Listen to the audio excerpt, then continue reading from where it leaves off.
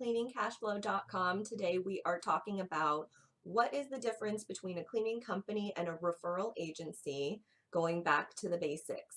So I actually already recorded this video. It's like 7:30 in the morning, and I watched it back and I said the word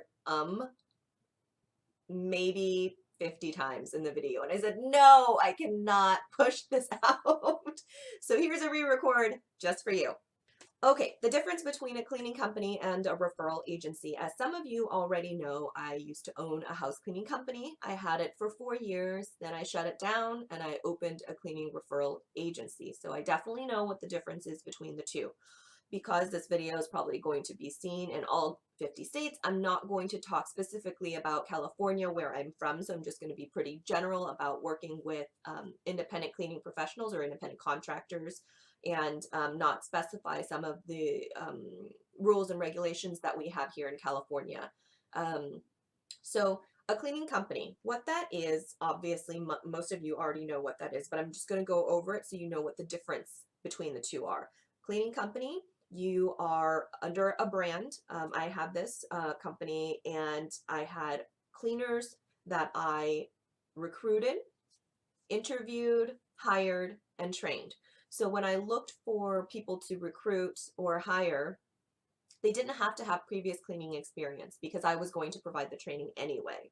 So when they came on board, the first thing is I give them their 3 logo polo shirts and uniforms, and then they go through a 2-week training process with a trainer and a 6-week evaluation process after that. And they brought nothing to the table because my company provided everything, from the uniforms to the training, obviously, supplies and equipment, and even transportation. So I had 8 company cars at the time, and even if I didn't have any company cars and the cleaner had to use their own vehicles, we would still have to reimburse their gas mileage use because they were using their vehicle for work as our employees. We also had long-term evaluation processes, and also disciplinary processes. So if the cleaners were not following our rules, our policies, we could also do write-ups for them. After 3 write-ups, we would terminate them, and also regular annual reviews to assess their performance, determine raises. We had company parties where everybody could come together and celebrate during Christmas and also during our anniversary, which is usually in the summertime. We celebrated cleaners. We met in the mornings. We had huddles. We got together. It was really fun.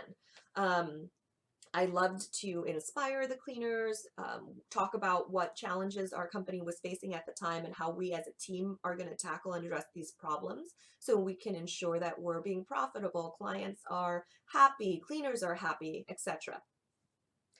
Cleaners would get paid via paycheck, where we would withhold taxes so that we could pay the state and the IRS, withholdings for disability insurance, unemployment insurance, Social Security, that type of stuff. They filled out a W-4 form when they were hired, and then at the end of the year they got a W-2 form to show the taxes that they have been withheld and how much they earned so that they could file taxes. Our company was fully insured and bonded. So we got general liability insurance, workers' comp insurance, and had a theft bond. All of these things extended to our cleaners because our cleaners were an extension of the company. Those insurance were very, very expensive, and especially probably for California, New York, and Florida, they're going to be really expensive. That was a huge reason why I decided to close down my cleaning company and open a referral agency business. Now, also the reason why is because when I first opened the cleaning company, I didn't know about what it meant to be a referral agency and how to operate in that capacity. So I just went with what I knew.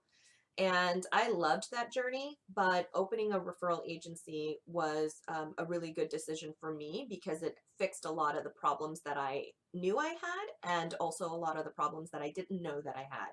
So let's talk about a referral agency.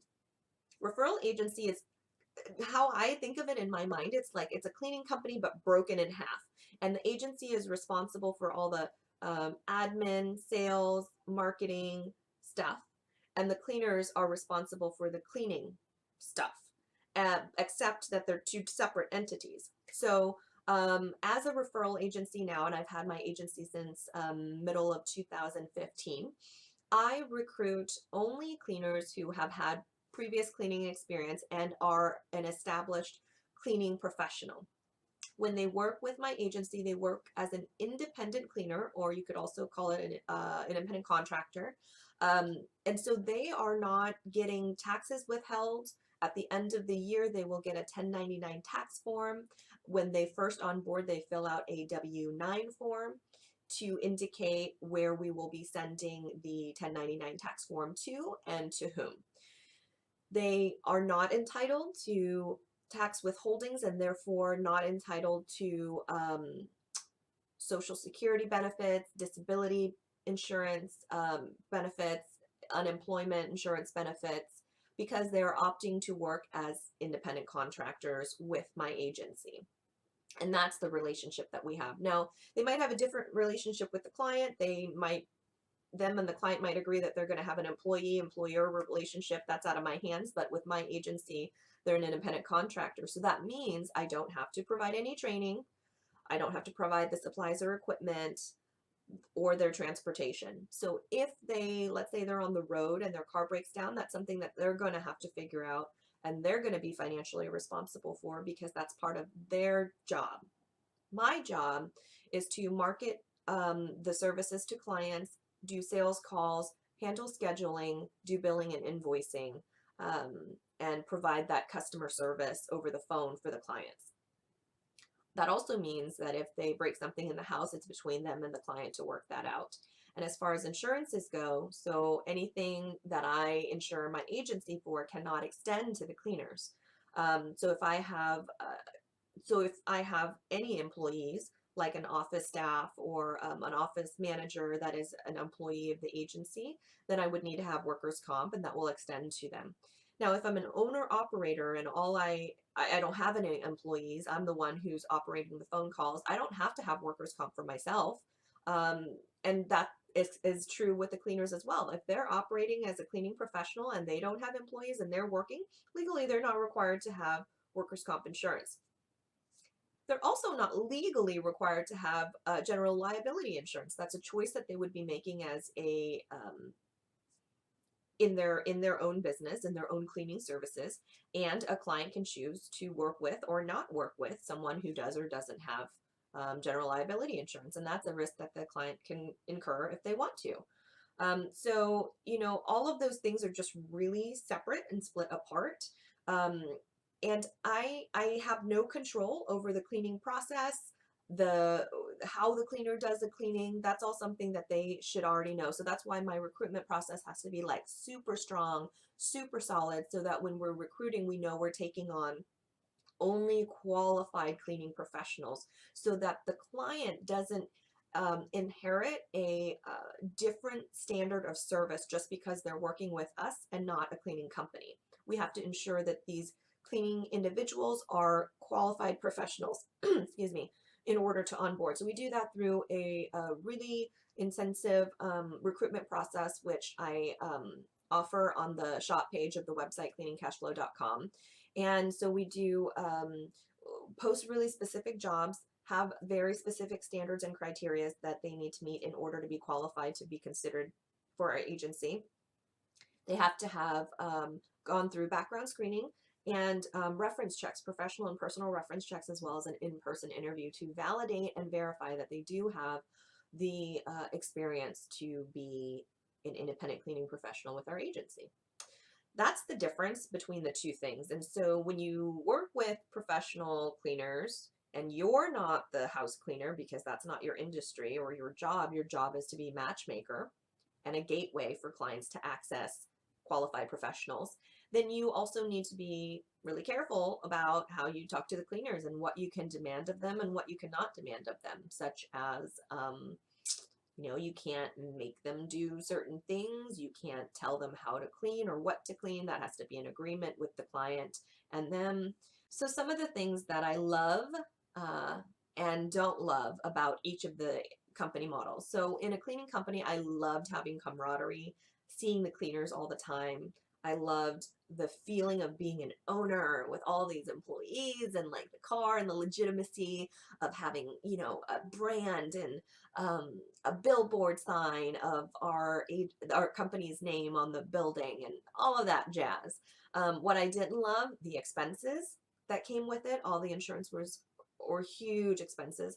The employee dramas that you have to counsel them through, the flakiness of cleaners, because when I would hire someone and they would train for 2 weeks and then maybe 2 weeks later they're working, they're like, oh, this is so hard. I don't want to do this anymore. I quit. I'm going to go work at, you know, McDonald's or something that's less like physically intensive. And so I didn't love all of that. In a cleaning agency, as a referral agency, what I love is I love the ease, the simplicity, um, the how little I work. I work very little to keep the business running. I'd have to work harder if I want it to grow, right? But on a regular basis, I work very little to maintain the status quo. And then what I don't love is I do miss out on the camaraderie. I don't see cleaners. I meet them for the interview, maybe once again for a voluntary orientation. If I need them to sign something else later, like update a W-9 or something, I might see them again. Otherwise, I wouldn't even recognize more than half of the cleaners that I work with if I saw them on the streets. That's kind of a bummer. So I have to have, you know, for me to get that fulfillment, I have to have a strong office team or a team that I work with as far as within the agency. But even then, I work from home, so I don't really see my team. And the others they work remote, and I work remote. You know, I travel a lot and I work wherever I feel like it. So I guess there's a lot of freedom in it. But if you're looking for, you know, like a rah type of business where you're all interconnected and you're making a difference, it's really far removed. You are making a huge difference in your cleaners and your clients' lives, but you don't really feel it as much as you would feel it if you had a cleaning company. But I wouldn't trade it back for the world. I love running a referral agency. It's so much easier. The cash flow is a lot better. The free time is a lot better. And but there is some things to learn about how to do it properly. I hope that helps. Have a great day. Bye.